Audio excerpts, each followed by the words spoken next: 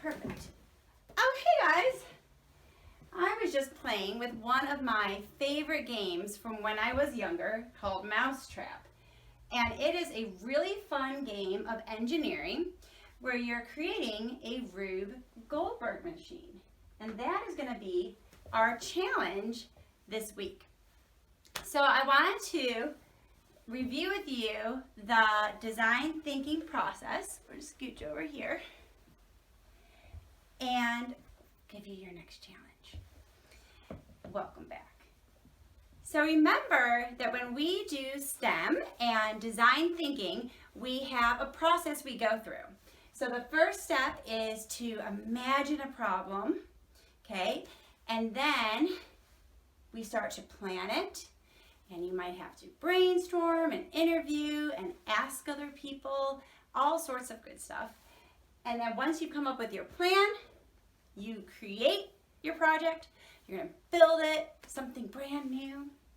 Then you're going to have to test it out and make improvements and fix it and tweak it. Once you've got it just the way you want, you're going to launch it to your audience. And they're going to give you feedback, and you may have to kind of tweak it again based on what they tell you, so you always got to listen to your audience really well. And then continue to notice those arrows are going back and forth. So those are going to continue to tweak and fix before you actually get your final launch down. And then you're going to just create another idea. Sometimes one idea leads to another. So today we're going to create one of my favorite engineering projects, Rube Goldberg machines. All right, so I'm going to start by getting my favorite pencil. And do you remember why this is my favorite pencil? Because it has a nice pointy tip, so I have to sharpen it a lot. And the eraser is barely there, because when we have a growth mindset, we know that we make mistakes all the time, but mistakes just lead to new understandings, and erasers are awesome because you can just erase them. So that's what I do all the time. So I have my favorite pencil, and we're going to talk about Rube Goldberg machines. So Rube Goldberg machines were named after Rube Goldberg. And one thing I love about math and science and engineering and all that is if you come up with an idea or you figure out something, you have a discovery, a lot of times you get to choose how it's named, or it gets named after you. Wouldn't that be cool? What would I want named after me? So many ideas. Okay, so Rube Goldberg created this idea of coming up with a really complicated step-by-step chain reaction that just solves a very simple problem. So a chain reaction is a series of events where one thing affects the next thing. So one thing causes the next to happen and causes the next to happen. So that's a chain reaction. So you have a chain reaction. I kind of drew out a little picture of a Rube Goldberg machine, or a diagram of one, on my poster. But each one is caused by the one before it, okay? You make it overly complicated. So all these steps just for something simple to happen, just for fun, okay? So you really got to flex those STEM muscles that you have to think about, what do I want to have happen, and how many different simple machines and steps can I incorporate to make it happen, okay? One tip I have for you is to start very simple and add as you go. So I might have just 2 steps. One thing causes the next to happen, and then I can add another thing in there, okay? So you can keep adding steps or chain reactions to your process. So what are some simple tasks we can accomplish? Before we brainstorm that and talk about that, I want you to get some paper and your favorite pencil, or just any pencil you have on hand. So go ahead and hit the pause button now. Get your paper and pencil. All right, so you need paper and pencil. I'm gonna get my unicorn notepad here, and I have my favorite pencil. So I'm gonna get to a fresh page, and I'm gonna title it Rube Goldberg Machines. Rube Goldberg Machines. Okay. So let's brainstorm some simple tasks that we could accomplish with our Rube Goldberg machine.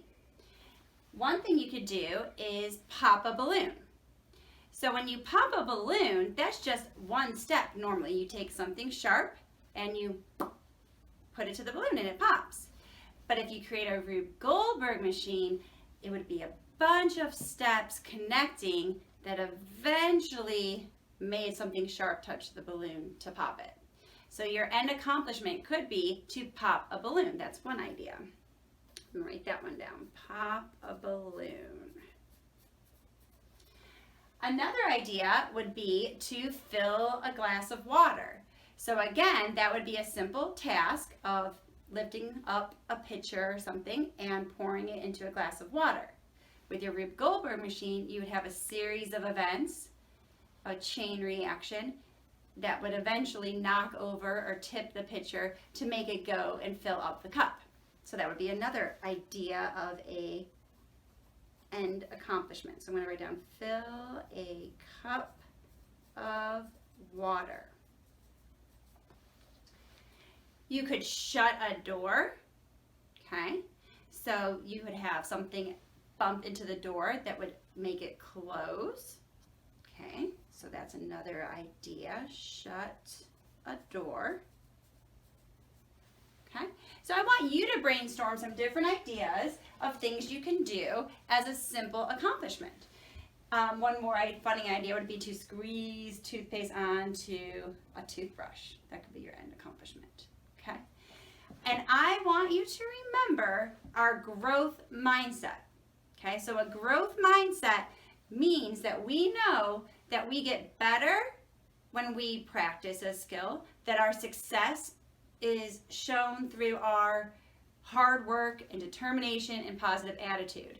So with Rube Goldberg machines, a lot of times you have to constantly create one part of it and then test it, see if it works, tweak it, improve upon it, and then you have to create the next step and test it, improve it, and a lot of times when you test it, you have to reset it all back up, like dominoes falling down. Has anyone ever done that? Where the dominoes hit one after another after another? So every time you bump it, you've got to reset it up. So you have to have a growth mindset. It's not going to always work on your first try. In fact, it very rarely will. So you have to be willing to try again and make it work, okay? So remember our growth mindset when you're creating your Rube Goldberg machines. You can't get frustrated and give up easily, okay? When we're thinking about our simple tasks, we need to brainstorm what materials we would need. So one thing that helps is having ramps. So ramps are some type of inclined plane things can roll down because gravity is going to pull it and help it. So it's different types of ramps. You might have a book, you might have rulers, you might have cardboard boxes that you flatten out. So whatever you might want to use as a ramp, but you would probably want to collect some ramp materials. So I'm going to write ramps down with a question mark, thinking about what I can use for ramps. You also want things that will roll. That might be a ball, it might be a toy car, it might be a soda bottle turned on its side, but things that roll will move easily on their own. So I'm going to write down roll. You also want to think about just everyday objects that you can use in a different way. So when I think of like a spoon ladle or a big soup ladle, when I tilt it to its side, it's now a lever. And when I tip one side over, like a seesaw, the other side will go up, okay? So taking things that could be just like a ramp or a straight edge, you could turn them into something else. So think of your everyday materials that you could repurpose or use in a different way. Funnels in your kitchen that your parents might use to get stuff inside a jar might be able to help guide a ball down. So I'm going to write down everyday objects.